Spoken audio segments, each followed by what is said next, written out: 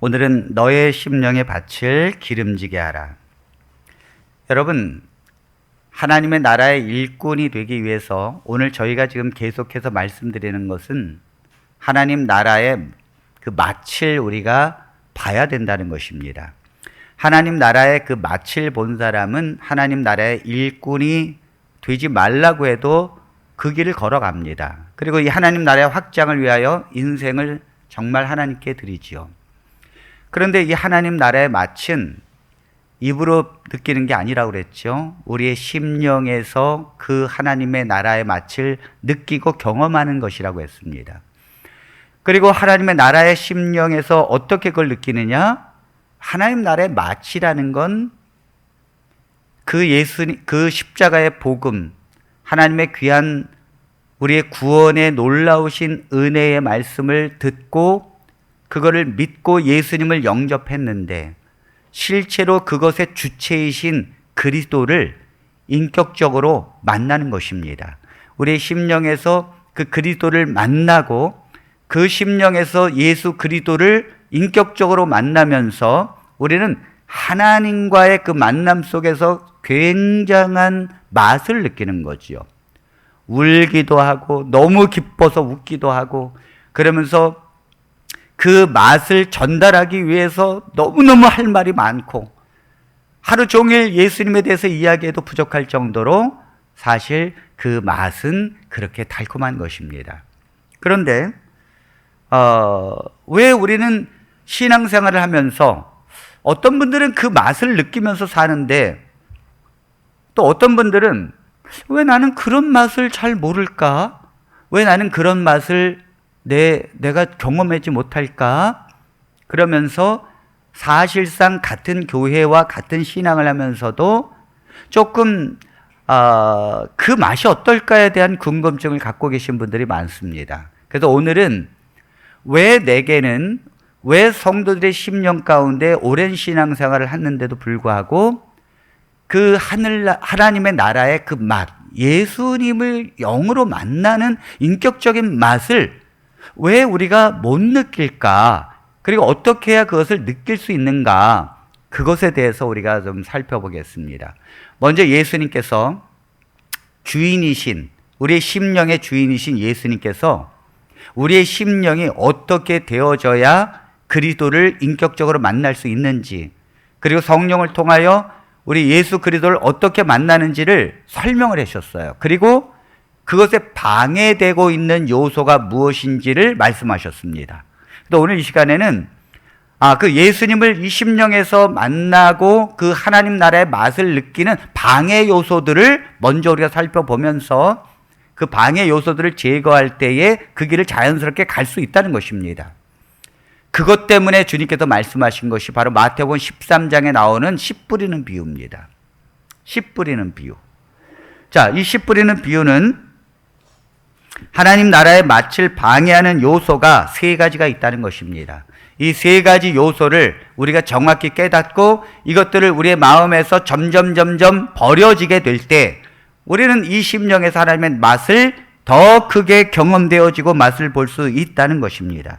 자, 그 첫 번째 방해 요소가 뭘까요? 첫 번째는 바로 우리의 심령의 강팍한 마음이라는 거예요. 자, 마태복음 13장 19절에 있는 말씀을 보겠습니다. 아무나 천국 말씀을 듣고 깨닫지 못할 때는 악한 자가 와서 그 마음에 뿌려진 것을 빼앗나니 이는 곧 길가에 뿌려진 자요. 네, 오늘 이 말씀, 자, 씨 뿌리는 비유를 통해서 지금 설명하는데요. 첫 번째는 길가에 뿌려진 씨가 있다는 거죠. 여기서 밭은 우리의 심령, 마음을 말하는 것이고, 그리고 여기 씨라고 하는 것은 예수님께서 말씀하시는 그 천국에 관한 말씀입니다. 예수님의 천국 말씀, 복음이지요. 이 복음을 우리의 마음밭에 뿌린다는 것입니다. 어떤 사람들은 이렇게 생각합니다. 착한 사람이 좋은 밭일 거야. 이렇게 생각합니다. 그런데 여러분, 착한 이 마음의 심령이라고 좋은 밭은 아니에요. 많은 성도들이 이런 걱정을 합니다. 나는 마음이 성질이 급하고 또 성질이 아주 쉽게 말하면 아주 그냥 나빠서 난 좋은 밭이 아닌 것 같아 이렇게 생각하는 성도들이 있어요. 그러나 여러분, 이 마음밭의 문제는 착하고 나쁜 심성을 말하는 것이 아닙니다. 이건 그거하고 아무 상관이 없어요. 오히려 마음이 착한 사람들이 예수님의 말씀을 들어도 결심을 못하고 예수님을 안 믿는 사람들이 많아요. 마음은 착한데 예수님을 안 믿어. 그렇게 오랫동안 신앙생활을 해도 그 성령으로 예수님을 만나는 경험을 못하는 사람들이, 많은 사람들이 착한 경우가 많아요. 오히려 여러분, 성질이 괴팍하고 정말 못되고 또 정말 깡패같이 살았던 사람이 예수님을 만나고 그 마음에서, 심령에서 예수님을 만나고 나서 이 심령이 천국이 경험되어지는 것이 빠른 사람도 얼마든지 있습니다. 그러니까 이 마음밭은 착하고 착하지 않고 성질이 좋고 안 좋고의 문제가 전혀 아닙니다. 지금 이 말씀을 보면 천국 말씀이 길가에 뿌려진 씨가 있는데, 여기서 왜 우리가 그 하나님 나라의 맛을 못 느끼는가 하면 천국 말씀을 듣고 깨닫지 못하기 때문입니다. 하나님의 말씀을 듣는데 그걸 깨닫지 못하는 거예요. 여러분, 깨닫지 못하는 게 착한 거와 상관이 있을까요? 하나님 말씀을 깨닫지 못하는 건요, 착하고 착하지 못한 거 아무 상관이 없습니다. 성질이 좋고 나쁘고 아무 상관이 없습니다. 이건 영적인 문제이기 때문이에요. 그런 문제가 아니기 때문입니다. 그러므로 우리의 마음밭에 하나님의 마음에 하나님께서 천국 말씀, 복음을 우리에게 들려줄 때 어떤 사람은 그것을 깨닫고 어떤 사람을 못 깨닫는다는 거예요. 깨닫는 것이 중요한데 어떤 사람은 못 깨닫는다는 거죠. 왜 못 깨달을까요? 자, 이 말씀을요, 씨 뿌리는 비유에서 예수님께서 이 씨 뿌리는 비유의 해석을 하셨습니다. 그 길가에 떨어진 씨가, 그리고 길가에 떨어졌다는 마음밭이 무엇인지를 예수님이 설명하셨어요. 거기 14절, 15절에 주님이 그 마음밭을 이것이라고 말씀합니다. 이사야의 예언이 그들에게 이루어졌으니 일러스되 너희가 듣기는 들어도 깨닫지 못할 것이요 보기는 보아도 알지 못하리라. 이 백성들의 마음이 완악하여져서 그 귀는 듣기에 둔하고 눈은 감았으니 이는 눈으로 보고 귀로 듣고 마음으로 깨달아 돌이켜 내게 고침을 받을까 두려워함이라 하였느니라. 네, 여러분, 지금 이 씨 뿌리는 비유는요, 사실은 1차적으로는 지금 이 말씀을 듣고 있는 유대의 군중들에게 주님께서 주신 말씀이라는 걸 먼저 이해해야 합니다. 그래서 먼저 그들에게 해당되는 거예요. 그러나 이것은 하나님을 믿고 있는 모든 사람들에게 또한 해당되는 것입니다. 여러분, 여기 말씀에 보니까 왜 이 길가에 떨어져서 이들이 깨닫지 못했는가? 그건 이사야 선지자가 예언했다는 거예요. 예수 그리스도께서 메시아가 이 땅에 오시게 될 때 백성들은 깨닫지 못할 것이다. 듣기는 들어도 깨닫지 못할 것이고 보기는 보아도 알지 못할 것을 이사야 선지자는 분명히 예언했다는 것입니다. 그런 것처럼 예수님이 이사야 선지자가 참 예언도 잘했다. 어쩌면 이 백성들이 내가 이야기하는 거에 대해서 못 깨달을 수가 있을까? 그 못 깨닫는 이유가 뭐냐면 15절에 이 백성들의 마음이 완악해졌어요. 아하, 백성들의 마음이 완악해진 거예요. 그래서 길가에 떨어진 씨예요. 길가라는 건 뭐냐면 사람들이 하도 밟아가지고 땅이 딱딱해요. 그래서 그게 싹이 들어가서 들어가질 못하고 새가 그냥 낚아채 가는 것입니다. 악한 존재가 그걸 낚아채 가는 거예요. 그러니까 하나님의 천국에 관한 말씀이 우리의 심령에 들어온다 할지라도, 귀가 듣는다 할지라도 이 마음에 그것이 싹이 나지 못합니다. 싹이 나지 못하면 어떻게 되는가? 사단이 이 들은 것을 딱 뺏어갑니다. 그래서 그걸 듣지 못한 것처럼 똑같이 만들어요. 왜 그랬을까요? 그 마음이 강팍하기 때문입니다. 사람들의 마음이 강팍해요. 그런데 여러분, 왜 강팍할까요? 사람들의 마음이 왜 강팍할까? 여기 보니까 그 귀는 듣기는 둔하고 눈은 감았으니, 일부러 눈을 감았어요. 그리고 들으면서도 귀가 어떻게 하면 이게 어둡게 안 들릴까를 사람들이 생각한다는 거죠. 왜냐? 이는 눈으로 보고 귀로 듣고 마음으로 깨달아 돌이켜서 내게 고침을 받을까 두려워함이라. 사람들의 심령이 만일 예수님의 그 천국 복음의 말씀을 듣게 되면, 마음으로 그걸 깨닫게 되면 문제가 일어나요. 어떤 문제가 일어나냐면, 말씀으로 천국 복음을 깨닫게 되면 내가 예수님께로 돌아서야 돼요. 내가 이 세상으로 가던 길을 회개하여 예수님께로 돌아가야 돼요. 이제 예수님을 믿어야 돼요. 그래서 내 삶이 고침을 받는 거예요. 예수님께로 가는 것입니다. 그걸 가장 두려워하고 있다는 거죠.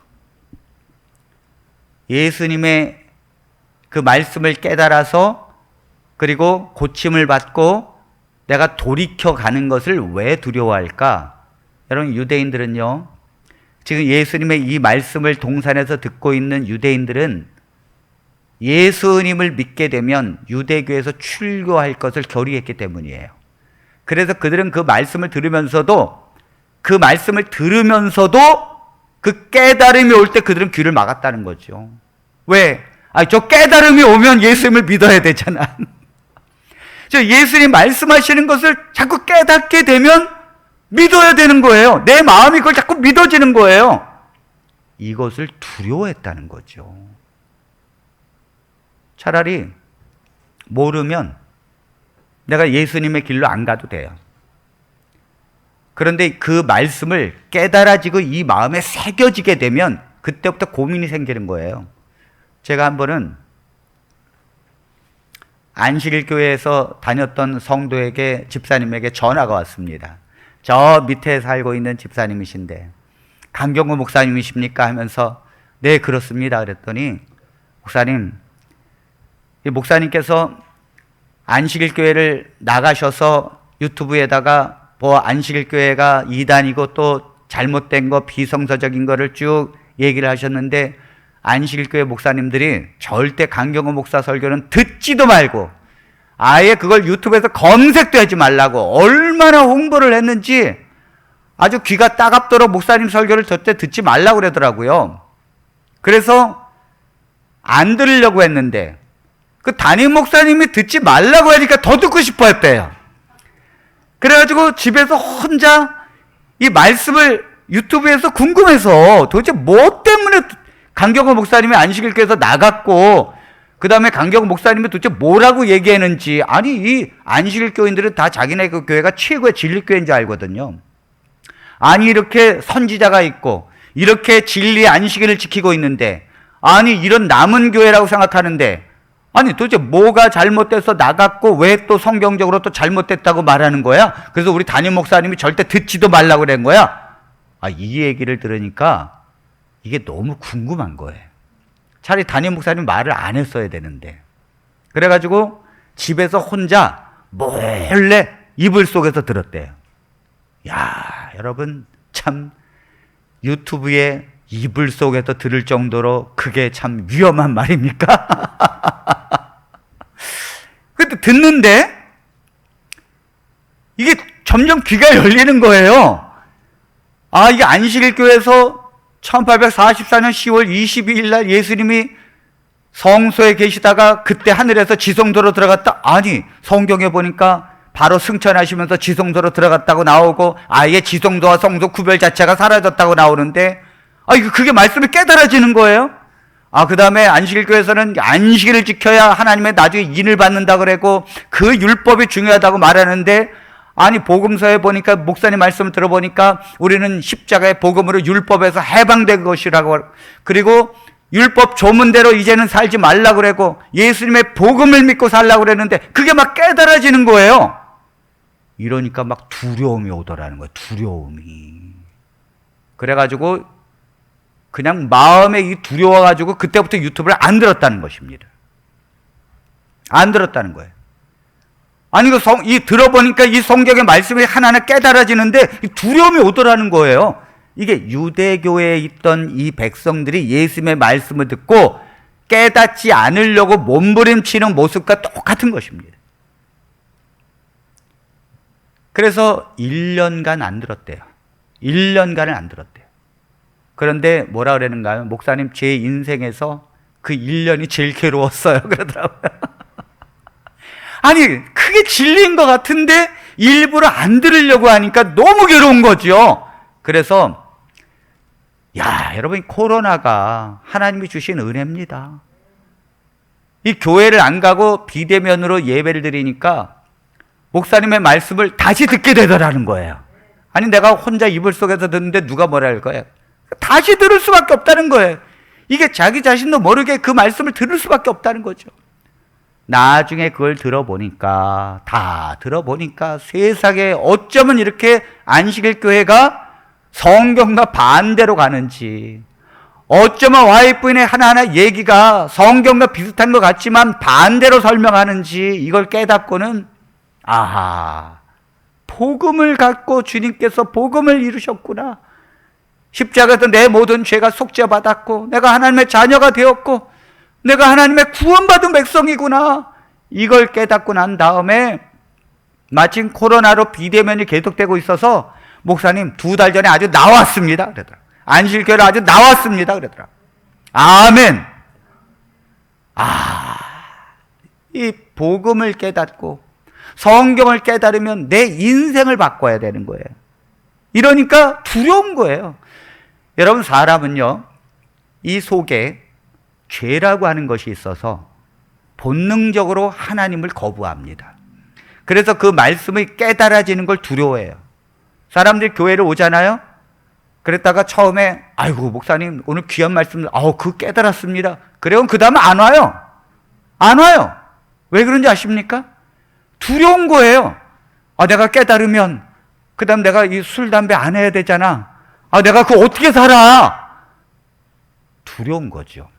내가 깨달으면 내가 또 11조 내야 되잖아. 어떻게 그 길을 가? 내가 깨달으면 또 주일마다 교회 다녀야 되잖아. 나 놀러 가야 되는데.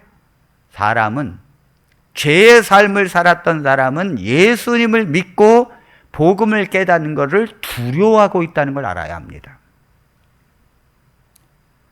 그래서 하나님께서 말씀하십니다. 너희가 스스로 그걸 두려워해서 고침을 받을까 두려워하고 있다고. 여러분, 하나님의 백성들도 마찬가지예요. 우리가 하나님의 이 심령에서 예수 그리스도를 만나는 건 어려운 일이 아닙니다. 정말 예수 그리스도를 만나기 위해서 여러분들 심령에서 그 예수님을 생각하고 주님, 제가 주님을 만나고 싶습니다. 이렇게 간절한 심령으로 나가면 반드시 주님을 만나게 되어 있어요. 반드시. 그런데 그걸 두려워해요. 이유가 뭐냐면 어떤 성도가 이제 막 성령 받아서 예수님을 막 증거하고 간증을 하고 내가 이제부터는 내가 예수님밖에 없다고, 나는 이제 예수님을 위해 살겠다고, 그러면 이 오래된 성도일수록 무슨 생각을 하냐면 아이고 난 저렇게 못해. 난 저렇게 못 살아. 난 세상에서도 살아야지. 어떻게 저렇게 예수님만 바라보고 살 수 있어. 난 그렇게 못 살아. 성도 중에서도 그리스도를 만나고 그리스도로 가는 길을 두려워하고 있다는 거죠. 사실 이것은 몰라서 그렇습니다. 우리가 예수님을 만난다고 우리가 완전히 나시린처럼 사는 건 아니에요. 우리가 이 세상에서도 살 수 있습니다. 세상에서 내 직업 갖고 살 수 있고, 세상에서도 여러분 여가적으로 놀러 갈 수도 있습니다. 세상에서도 여러분 취미생활 할 수 있습니다. 그러나 예수님을 이 심령에서 만난 사람은 그 사는 삶이 전혀 달라요. 똑같이 운동하고 있지만, 똑같이 내가 여행을 다니고 있지만, 그러면서도 모든 것을 그리스도와 연관시킵니다. 제가요, 어쩌다가 저도 드라마 자주 봅니다. 제가 드라마 보면서 엉엉 울 때가 많이 있습니다. 그럼 저희 집사람이 와가지고 그래요. 뭘 보고 우느냐고. 내가 볼 때 별로 슬픈 일이 아닌데요. 제가 뭐라 그러는가 하면, 저렇게 예수님이 우리를 사랑하는 것 같잖아. 저렇게. 항상 그래요. 무슨 일이 있으면 그래서 예수님이 저런 심령을 좋아하는 거구나 그 생각하니까 또 눈물이 나는 거예요. 드라마를 보면서도 하나님의 그 연상이 계속 떠올라져요.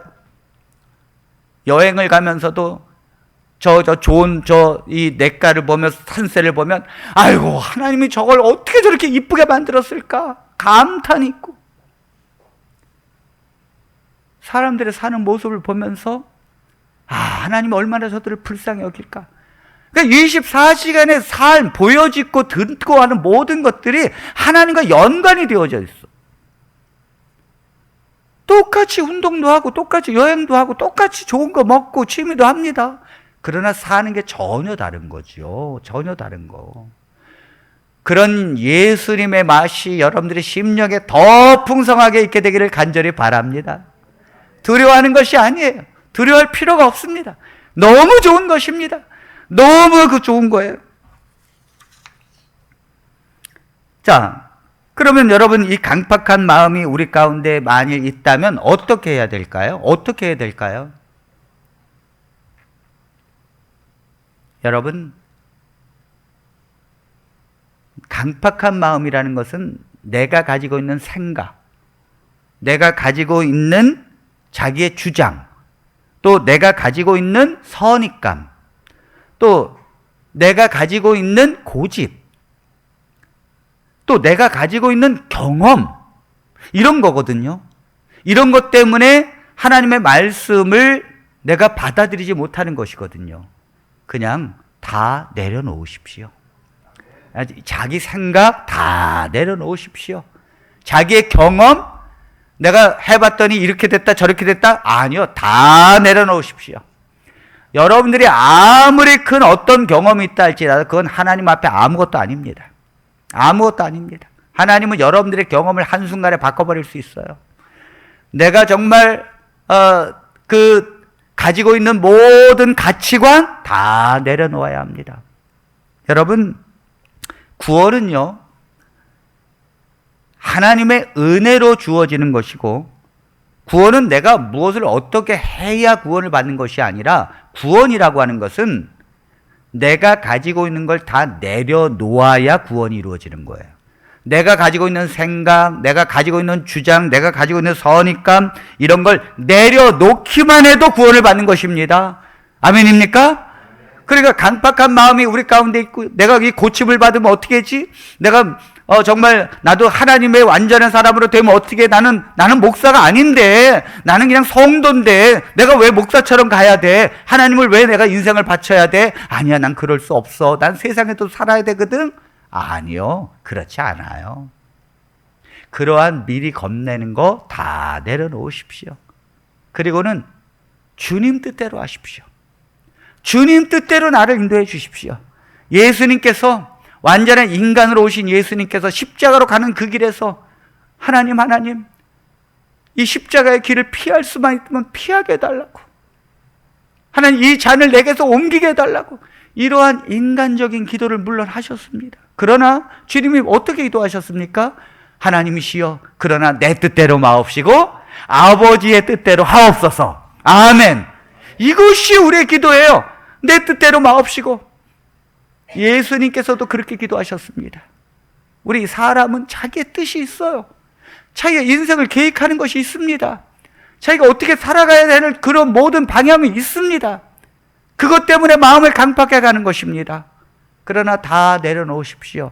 하나님이 여러분들을 불행하게 하지 않습니다. 하나님께서 여러분들을 가장 귀하고 가장 행복한 길로 인도해 주실 줄 믿습니다. 그러므로 기도해야 합니다. 하나님, 내 뜻대로 마옵시고 하나님의 뜻대로 하십시오. 내 마음을 다 내려놓습니다. 내 각박한 마음, 내 생각 다 내려놓습니다. 그냥 하나님이 알아서 하십시오. 그러는 성도에게 하나님의 축복이 임할 줄로 믿습니다. 그러는 성도에게 하나님의 은혜가 임할 줄로 믿습니다. 그러는 심령을 하나님이 가장 살아가시는 거예요. 그런데 여러분, 이러한 내려놓기만 해서 하나님의 나라가 충만히 임하는 것은 아닙니다. 둘째 관문이 있습니다. 그 둘째 관문이 뭘까요? 둘째 관문은 바로 환난과 핍박을 이겨내야 하는 관문입니다. 자, 마태복음 13장 5절로 6절의 말씀을 봅니다. 도로는 흙이 얕은 돌밭에 떨어짐에 흙이 깊지 아니하므로 곧 싹이 나오나 해가 돋은 후에 타서 뿌리가 없으므로 말랐고. 아하, 여기 보니까 둘째 밭이 있는데 그것은 돌밭이라는 거죠. 그 돌밭에 떨어졌는데, 그러니까 하나님의 천국의 말씀이 우리의 심령이 떨어졌는데 심령이 돌밭이에요. 근데 흙이 깊지 아니하므로 싹이 나오지만은 해가 돋은 후에 타서 뿌리가 없으므로 말라버렸다는 거지요. 이거에 대한 해석을 주님께서 20절과 21절에 이렇게 하셨습니다. 돌밭에 뿌려졌다는 것은 말씀을 듣고 즉시 기쁨으로 받되 그 속에 뿌리가 없어 잠시 견디다가 말씀으로 말미암아 환난이나 박해가 일어날 때에는 곧 넘어지는 자요. 아, 이 말씀은 뭐냐면 천국의 복음을 듣고는 깨달았다는 거죠. 깨달았어요. 아, 그렇구나. 예수님의 그 십자가의 복음을 깨닫고 천국에 관한 말씀을 깨닫고, 아, 그렇구나. 그래서 죄가 속죄가 된 것이구나. 그래서 구원받는 것이구나. 이것을 깨달았다는 거예요. 여러분, 깨달으니까 어떻게 됩니까? 기쁨이 있는 거죠. 내가 구원받은 하나님의 자녀이구나. 아, 내 죄가 속죄되었구나. 이걸 깨달으니까 기쁨이 있는 것입니다. 그런데 문제는요, 그 뒤에 환난과 핍박이 있다는 거죠. 여러분, 유대교의 이 백성 중에서 예수님의 복음을 듣고선, 아, 예수님의 천국에 관한 말씀을 듣고는, 아, 그렇구나 하면서 예수님의 말씀을 깨달은 자가 있었다는 거예요. 깨달은 자는 어떻게 합니까? 깨달았으니까 당연히 예수님을 믿고 따르게 되어 있죠. 그러니까 유대교에서 나올 수밖에 없는 것입니다. 그러니까 당연히 유대교에서 핍박이 있겠어요, 없겠어요? 당연히 핍박이 있는 것입니다. 당연히 환난이 있는 것입니다. 그런데 이것이 싹이 나던 것을 말라버리게 한다는 거예요. 우리가 예수님을 믿고 그 구원의 이치와 복음을 깨닫고는 너무너무 기뻐하는데 하나님의 백성들의 심령 속에 뿌리가 없다는 거죠. 뿌리가 없어서 결국은 환난과 핍박이 올 때 쓰러진다는 것입니다. 마른다는 것입니다. 여러분, 우리가 이 비바람이 막 불면, 이 태풍이 지나가면 이 가로수가 쓰러집니다. 쓰러진 것들이 이렇게 나오는데, 그러니까 어떤 게 쓰러질까? 아무나 쓰러지는 게 아니에요. 어떤 나무가 쓰러지는가 하면 뿌리가 약한 나무가 쓰러지는 것입니다. 비바람이 불 때 뿌리가 약하면 쓰러질 수밖에 없는 것이죠. 여러분, 여기 이 싹이 나서 그 자라고 있었는데 그 돌밭이기 때문에 뿌리를 못 내리는 것입니다. 뿌리를 못 내리니까 당연히 환난과 핍박이 오고 비바람이 햇빛이 내려칠 때 결국 말라 죽는 거죠. 많은 성도들이 이 길을 걸어간다는 것입니다. 하나님의 말씀을 들었어요. 기뻐합니다. 그러나 핍박과 환난이 있을 때 넘어져서 결국 신앙을 떠나고 결국 신앙을 하지 못하는 경우가 있다는 것입니다, 여러분. 왜 이렇게 뿌리를 내리지 못했을까요? 이것은 구원의 복음을 듣고 그리고 내가 하나님의 자녀 됐다는 것에 만족하면서 머물렀기 때문입니다. 뿌리를 내린다는 것은 내가 그 말씀과 진리의 천국의 말씀을 더 깊이 파고 그리고 이 말씀을 주신 예수 그리스도를 더 깨닫기 위하여 그 하나님을 사모하고 그 말씀을 더 이해하기 위해서 예배 속에서 그 하나님의 말씀을 사모하고 그 주님을 만나기 위해서 그 길을 가고 그리고 하나님을 믿기 위해서 털을 굳게 박아야 되는데 내가 이제는 결심을 하고 이제는 내가 예수님 믿고 살아야겠구나 이렇게 뿌리를 박아야 되는데 뿌리를 못 내리는 것입니다. 구원받은 기쁨으로 살지만 세상 가운데로 사는 거예요. 뿌리를 못 내리는 것입니다. 환난과 핍박이 올 때 넘어진다는 거죠. 여러분, 사실 이 환난과 핍박을 왜 하나님께서 보내겠습니까? 뿌리도 제대로 내리지 못했는데 왜 환난과 핍박을 하나님께서 허용하겠습니까?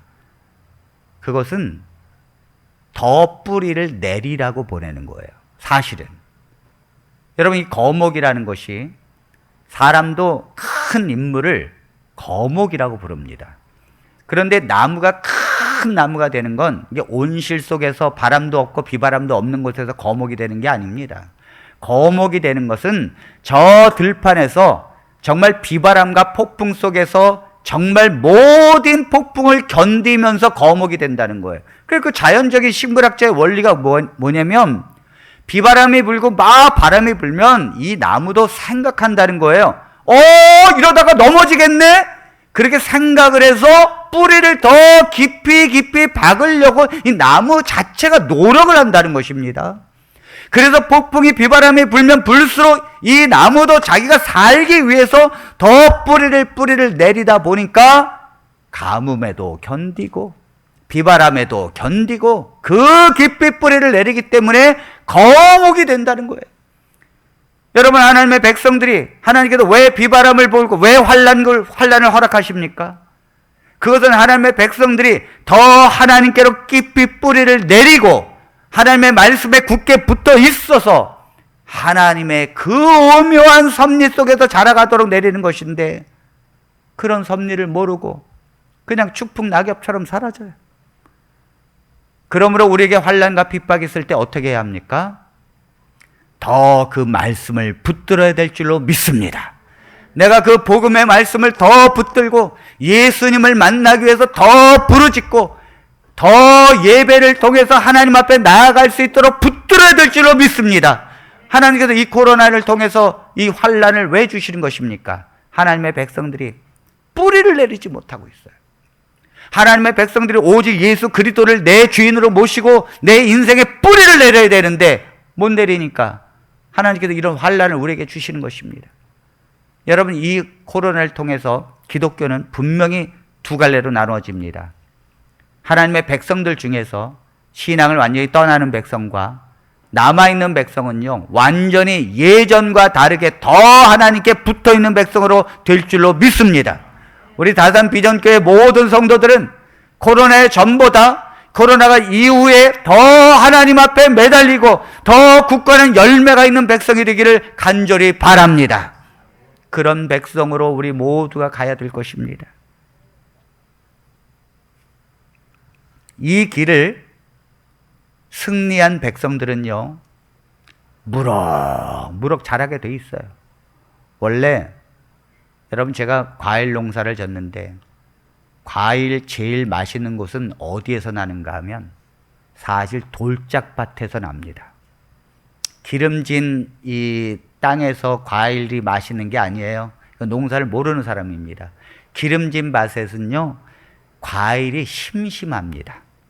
그런데 돌짝밭에서 자라는 이 과일은요, 뿌리만 제대로 박으면요, 과일 당도가 최고입니다. 굉장합니다. 저희 안동에 저희 아버지가 저와 함께 이제 개간을 했는데 거기가 돌짝밭입니다. 아유, 그 청춘을 돌 골라내느냐고 제가 인생을 다 보냈어요. 아주 돌이 얼마나 많은지, 그냥 돌이야, 다 돌. 그런데 그 돌밭을 저희 아버지께서요 30년을 읽었습니다. 돌밭을. 그리고 그곳에 과일나무, 자두나무를 심었는데 세상에 자두가 여러분 복수가만 합니다. 이 돌짝밭에서 이 자두가 자라는데 사람들이 와가지고 놀래요. 어떻게 자두가 이렇게 크게 많이 달리냐고. 그런데 그 자두 맛을 딱 보잖아요. 저도 솔직히 안동 가서야 우리 밭에서 나는 자두가 이렇게 맛있고 이런 자두가 있다는 걸 전 처음 알았어요. 돌짝밭이기 때문입니다. 돌짝밭은 배수가 잘 되기 때문에 굉장히 나무가 건강하게 자랍니다. 돌짝밭의 환난을 이겨낸 성도는 무럭무럭 자라는 것입니다. 아멘. 환난을 이깁니다. 분명히 우리 윤영식 성도님도 그 며칠 전에 그냥 일사병으로 병원에 실려갔지만 그 모진 제가 그 다음날 전화를 했어요. 그랬더니 목사님 걱정하지 마세요. 내일 아침에 다시 새벽기도 나갑니다. 아멘. 아유, 환난을 못 이기는 거예요. 환난이 윤영식 성도를 쓰러뜨릴 수가 없어요. 환난에 불면 불수록 더 붙들고 있어요. 그러니까 그런 성도는요 막 쑥쑥 자라는 거예요. 막 쑥쑥 자라요. 그런데 여러분, 이 쑥쑥쑥 자라면 이 사단이요 가만 안 둡니다. 사단은요 환난과 핍박으로 막 백성들을 막 괴롭히고 막 순교의 자리로 막 죽음으로 몰잖아요. 그러면 될 줄 알았어요. 그러면 그 믿음이 떨어질 줄 알았어요. 그런데 순교자가 나타나면 나타날수록 아이고 이건 불 붙는 데다가 휘발유 뿌리는 격이야. 순교자가 나타나서 그 지도자를 죽이는데 나머지 백성들이 더 하나님을 믿네. 알고 보니까 사람들이 다 지켜보는 거예요. 정말 저 사람이 목숨을 버리면서까지 하나님을 믿고 또 그 순교하면서도 찬송을 부르고 그러면서도 천사의 얼굴을 하면서 저렇게 죽는 거는 저게 보통이 아니면 안 된다. 저건 뭔가가 정말 죽음 이후에 영생을 확신했기 때문이 아닌가. 그렇지 않으면 저렇게 죽을 이유가 없지 않는가. 어떻게 사람이 그 죽음 가운데도 버들버들 떨고 1분이라도 더 살려고 타협하는 것이 사람의 본능인데 어떻게 저 죽음을 두려워하지 않고 저렇게 자원해서 저 길을 가는가. 이건 그들이 믿는 것이 분명히 확신하기 때문이다. 그들이 믿는 것이 진리이기 때문이다. 그래서 순교자가 나타나면 나타날수록 하나님을 믿는 백성들이 더 우죽순처럼 일어나는 것입니다. 그러니까 이 사단이 야 이거 안 되겠네. 작전을 바꿨어요. 어떻게 작전을 바꿨는가 하면 그 환난과 핍박을 견디고 이겨내서 믿음이 자라는 성도보다 더 잘하는 것을 세우면 돼. 그게 바로 뭐냐면 가시입니다. 가시. 그래서 세 번째가 가시밭이 나오는 거예요. 자, 7절을 한번 보겠습니다. 7절. 더러는 가시떨기 위에 떨어짐에 가시가 자라서 기운을 막고. 여러분 싹이 나가지고 막 자라고 있는데 사단이 안 되겠다 싶어가지고 가시를 자라게 하는 것입니다. 가시를. 그 22절에 주님께서 해석을 이렇게 하십니다.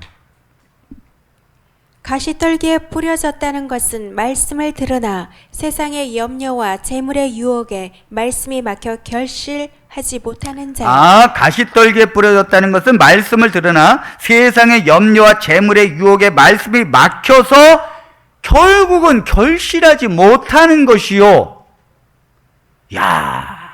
참 사단이 머리가 보통 좋은 게 아닙니다. 이게 자라나는 걸 막을 수가 없으니까 그거보다 더 자라나는 걸 세웠어요, 옆에다가. 여러분, 이 가시가 뭡니까? 여러분, 이 가시가 얼마나 빠른 속도로 자라는지 몰라요. 열매를 맺는 곡식과 열매를 맺는 나무보다 비교할 수 없을 정도로 빨리 자라는 게 가시입니다, 여러분. 이 가시박이라고 하는 외래종 식물이 있는데, 이 가시박이라고 하는 이 외래종 식물이 우리나라에 들어와 가지고는 온 들판과 온 산에 퍼지기 시작하는데요. 한번 이것이 자란다 그러면 거기 근처에 있는 나무는 다 쑥대밭이 되고요. 곡식 아예 농사 포기합니다. 이건요 얼마나 많이 자라는가 하면 하루에 30cm 자라요. 하루에 30cm. 그냥 오늘 다 죽여도 일주일이면 2m 이상을 뻗어갑니다. 이거 어떻게 견딥니까, 여러분? 그러니까 이 가시박, 이런 가시가, 이 솜털 같은 가시가 탁 있는데 이 곡식이 이겨내지 못한다는 거예요. 나무가 이겨내지 못한다는 것입니다. 이 가시가 자라기 시작하면, 사단이 이 성도가 열매를 맺도록 이 자라나는 걸 막기 위해서 가시를 옆에서 세웠는데, 그래가지고 가시 기운이 확 덮으니까 이게 자라나는 게 이 햇빛을 못 보니까 기운에 눌려서 못 자라는 거예요. 열매를 못 맺는 것입니다. 이게 뭐라고요? 재물의 유혹. 세상의 염려와 재물의 유혹. 여러분, 이 세 번째가 사단이 성공한 거예요. 왜 하나님의 백성들의 심령에 하나님의 나라가 경험되지 못하는가? 왜 예수 그리스도를 이 심령으로 만나고 눈물 흘리고 그리스도를 향해서 가지 못하는가? 요 세 번째 때문에 그렇습니다. 성도들이 걱정이 태산이야. 교회 와서 예배를 드려도 걱정이 태산이야. 이 걱정이 가득 차 있어가지고 말씀이 들어오지 않는 거예요. 내가 집사가 되고 장로가 되고 권사까지 됐는데도 이 걱정이 떠나질 않아요. 걱정의 대부분은 뭐예요? 돈이에요, 돈. 그러니까 무슨 생각을 했냐면, 아유, 내가 돈만 있으면 걱정하지 않는데, 내가 돈만 있으면 이렇게 염려하지 않는데, 그래서 돈에 대한 생각으로 물질 만능주의가 되는 거예요. 이게 오늘날 현대인에게 또 오늘날 그리스도인들에게 사단이 그 심령의 자리를 잡게 해서 가시처럼 모든 걸 덮게 하는 것이 바로 이 세 번째, 재물의 유혹이죠. 돈 때문에 사는 거. 왜 하나님의 백성들이 성전에 못 옵니까? 다 이 돈 벌라고 해다가 지쳐가지고 못 나오는 거예요. 돈 벌라고. 그 돈 한 푼 더 벌려고 하니까 못 일어나는 거예요. 아침 못 일어납니다. 이유가 뭐예요? 다 돈 때문이에요. 성도가 하나님께로 가는 길에 가장 방해가 되는 게 바로 이 세 번째예요. 여기에서 사단은 성공한 거죠. 이걸 뚫어야 합니다. 이걸 극복해야 하나님 나라가 이 심령에 임하는 것입니다. 이 문제를 해결해야 합니다. 돈이냐 아니면 하나님이냐 결정해야 합니다. 결정해야 돼요. 내가 하나님 앞에 성전으로 나오는데, 내가 주님을 섬기는데 방해가 되는 것이라면 내 손으로 그걸 버리십시오. 버려야 합니다. 여러분들은 하나님의 자녀입니다. 하나님의 백성입니다. 우리가 이 성도님들이 이 세상에서 너무 열심히 살아도 교회 오면은 말씀을 들을 체력이 안 돼요. 체력이. 그래서 여러분들이 세상에서 돈을 벌기 위해서 죽으라고 사는 것도 사실 죄입니다. 그것도 죄예요. 그 죄라는 걸 알아야 돼요. 세상에서 돈 벌기 위해서는 밤에 잠도 안 자면서 하나님 말씀을 듣기 위해서는 그걸 희생하지 못하는 것입니다. 너무 그게 안타까워요. 우리 성도들의 그 심령에 하나님의 나라가 임하면 그 심령으로 돈을 벌어야 되는데, 그 심령의 기쁨으로 세상을 향해서 가서 일을 해야 되는데, 그런 심령을 경험하지 않은 상태에서, 그 심령을 가지고 가지 않은 상태에서 세상에 돈을 벌으려니 피곤하고 지치고 쓰러지는 거예요. 교회 와도 쭉 떨어지는 거죠. 그 목사님의 말씀을 해도 그것이 생명수가 되지 않아요. 그 목사님이 성도들에게 좀 유머스러운 말을 해도 웃질 못해.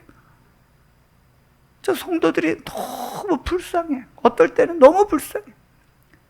저는 장례를 수도 없이 치러봤어요. 그렇게 어제까지 하다가 제가 저 오남교에서 목회를 마지막으로 할 때 그 70 넘으신 한 장로님이 계신데, 제가 그 장로님이 믿음이 좋으셔서 제가 뭐라 그랬는가 하면, 장로님은 새신자가 들어오면 그 새신자 세례를 다 받고 나서 그 다음에 그 새신자 첫 번째 공부를 좀 장로님께서 좀 담당하십시오. 장로님께서 그 새신자를 교육하는 그 일을 하셔야 합니다. 성경을 딱 보면서 그 말씀을 갖고 그걸 항상 해야 합니다. 거기에 온 인생을 보내십시오. 그러다가 한 6개월은 잘 하셨어요. 근데 어느 날 갑자기 못 하겠대요. 그래서 제가 왜 그렇습니까? 그랬더니 요즘 일하느냐고 못 한대요. 아니 장로님 지금 연금도 나오시고 이제 장로님 옛날에 그 3년 전에 암 수술하셔서 장로님 일하면 안 됩니다. 그냥 하나님의 이 말씀을 전하면서 남은 여생을 보내셔야지 뭔 일을 하신답니까? 그랬더니 요즘에 내가 나한테 맞는 직장을 딱 구했다는 거예요. 알고 보니까 뭘 판매하는 건데, 뭘 아주 귀한 걸 판매하는 건데, 그거 강의 듣고 그거 교육받느냐고 맨날 강남 가시는 거예요. 맨날 강남 가. 그 교육을 받아야 되는데. 아니, 그래서 장로님이 교회를 오는데, 저녁 예배 슬슬 빠지더니, 왜요? 그거 듣고 나서, 하루 종일 듣고 나서 집에 오면 피곤해가지고 못 오는 거예요. 아니, 그러면 그때는 안식일이죠, 안식일. 토요일날 왔는데, 그냥 얼굴이 지쳐가지고 쭉 앉아 계시는데, 제가 장로님께 그랬어요. 장로님 지금 그렇게 사시면 안 됩니다. 장로님 지금 말씀을 가르쳐야 되고 인생에 몇 년 더 사신다고 지금 장로님 돈 벌겠다고 나가십니까? 야, 근데 여러분, 나가셔서 그 일 하신 지 딱 3개월 뒤에 돌아가셨어요. 야, 왜 그렇게 삽니까? 왜 그렇게 삽니까? 너무너무 어리석은 거예요. 인생이 너무너무 어리석은 거예요. 우리는요, 하나님 일만 해도 부족한 인생입니다, 여러분. 아니, 하나님께서 굶겨 죽이겠습니까? 여러분들이 다 나 목사님 같이 살래요. 그러면 하나님께서 굶겨 죽일까요? 아닙니다, 여러분. 나라에서도 안 굶겨요, 나라에서도. 나라에서도 안 굶긴다고요, 여러분.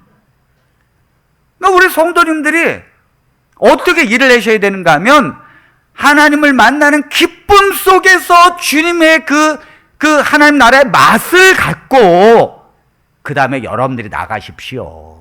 하루를 살아도 행복하고, 오늘 덜 벌어도 좋고, 오늘 누굴 만나도 그냥 이건 영업을 하는 건지, 전도를 하는 건지,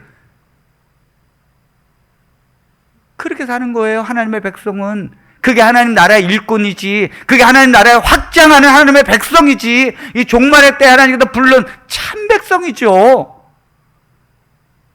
그렇게 살아야 됩니다. 그렇게 살아야 합니다. 그래서 고객이 당신 영업하러 왔어요? 아니면 전도하러 왔어요? 이게 당장 헷갈리네. 이게 정상입니다. 이게 정상입니다. 그때 여러분들이 뭐라고 그러십니까? 예수님 믿고 구원만 받으신다면 이 물건 안 사도 좋습니다. 아멘. 그래야 될 줄로 믿습니다. 그래서 하나 사주면 감사한 것이고, 그 못 사면 복음 전해서 감사한 것이고, 아니 이렇게 해서 교회 오면 월급이 환한 거예요. 얼마나 좋습니까? 여러분들 무슨 일을 하든지. 우리 세탁 일을 하시면, 아이고, 갔더니 우리 하집사님 갔더니 찬송가를 탁 틀어놓고, 그러니까 제가 볼 때는 세탁 일이 잘 되진 않아. 왜? 그 목숨 걸고 해야 되거든. 그것도 목숨 걸고 영업해야 되고, 목숨 걸고 배달해야 되고, 목숨 걸고 해야 돼요. 근데 우리 집사님은 그저 기쁨으로 하셔요. 그냥 우리 누가 밥 먹자 그러면 가서 2시간 동안 나가 계시고 그 다음에 또 우리 또 저기 권사님 댁에 또 가가지고 또 계시고. 그러니까 누가 와도 이 집은 목숨 걸고 이 일 하지 않아. 그게 정상인 거예요. 그게 정상인 거라고요. 하나님의 백성들은 누가 봐도 하나님께서, 아이고 이 성도는 내가 얼른 천국의 자리를 준비해야겠네. 이 땅에 이렇게 정을 못 붙이고 그저 하나님만 바라보니 내가 이 땅에 하늘에 그 천국을 내가 준비해야겠네. 아니, 하나님께서 왜 그런 마음이 없겠습니까, 여러분? 왜 그런 마음이 없겠어요? 근데 하나님께서 보시기에, 아니, 이 집사는 세상에 하늘에 관심도 없네. 오직 세상 일밖에 없네. 아니, 이 권사는 하나님 나라의 일을 전혀 생각지도 않고 세상의 욕심만 갖고 사네. 그럼 어떻게 하나님의 나라에 그 자리를 마련하겠습니까, 여러분? 이건요, 속일 수 없는 거예요. 속일 수 없는 거라고요. 오늘 우리가 지금 3가지 방해 요소가 있다고 그랬습니다. 강팍한 마음. 그때 어떻게 하라 그랬어요? 주님의 뜻대로 하십시오. 내 생각, 내가 고침을 받을까 두려워하는 거 다 내려놓습니다. 주님이 알아서 하십시오. 다만 그 길이 선하다는 것을 믿습니다. 아멘. 내게 가장 좋은 길이라는 걸 믿습니다. 아멘. 핍박과 환난이 우리에게 옵니다. 싹이 자라지 못하도록 핍박과 환난이 옵니다. 하나님께 더 뿌리를 내리십시오. 핍박과 환난이 오는 것은 하나님께서 허용하는 것입니다. 왜요? 더 하나님에게 뿌리를 내리라고, 말씀의 뿌리를 내리라고. 그 사도행전 20장처럼 바울이 말씀을 밤에 계속해서 전하는데 이 유두고라고 하는 청년이 창문에 걸터 앉아가지고 꾸벅꾸벅 졸고 있어. 왜? 한 다리는 바깥을 향하고 한 다리는 안쪽에 향하고 있으니까. 이게 뿌리를 박아야 되는데 뿌리를 못 박고 한쪽 다리는 세상, 한쪽 다리는 말씀을 듣고 있으니 꾸벅꾸벅 졸다가 3층에서 떨어졌어요. 떨어져 죽었어.